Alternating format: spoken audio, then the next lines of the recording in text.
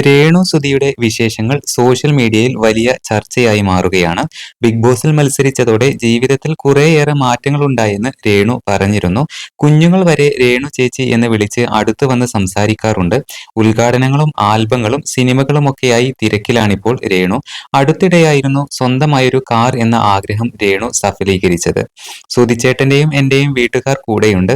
അവർക്ക് എന്നെ അറിയാം എന്നും രേണു വ്യക്തമാക്കിയിരുന്നു. വീടിനെ കുറിച്ചും കല്യാണത്തെക്കുറിച്ചുമുള്ള ചർച്ചകൾ ഇപ്പോഴും നടക്കുന്നുണ്ട്. കല്യാണം കഴിക്കുന്നതിനെ കുറിച്ച് ഇപ്പോൾ ആലോചിക്കുന്നില്ല. എന്നെങ്കിലും അങ്ങനെ സംഭവിച്ചാൽ മക്കളുടെ പേരിലുള്ള വീട്ടിലേക്ക് പോകില്ലെന്നും സ്വന്തമായി വീട് എടുക്കുകയോ വാടകയ്ക്ക് എടുക്കുകയോ ചെയ്യുമെന്നും അവർ പറഞ്ഞിട്ടുണ്ടായിരുന്നു. സാധാരണക്കാരായി തന്നെയാണ് ഞങ്ങൾ ഇപ്പോഴും ജീവിക്കുന്നത്. ലക്ഷറി ലൈഫൊന്നുമില്ല, ഒരു ആർഭാടം പോലുമില്ല.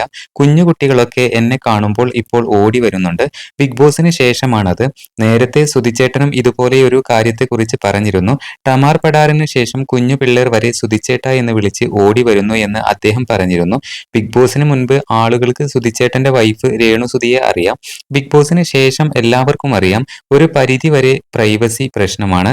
പൊതുസ്ഥലങ്ങളിൽ അങ്ങനെ പറയാനും പറ്റില്ലെന്നായിരുന്നു പ്രൈവസിയെ കുറിച്ച് ചോദിച്ചപ്പോൾ രേണു പറഞ്ഞത്. എന്തായാലും രേണു സുധി ഇപ്പോൾ സോഷ്യൽ മീഡിയയിൽ ഏറ്റവും കൂടുതൽ അറിയപ്പെട്ട ഒരു താരമായി മാറിയിരിക്കുകയാണ്.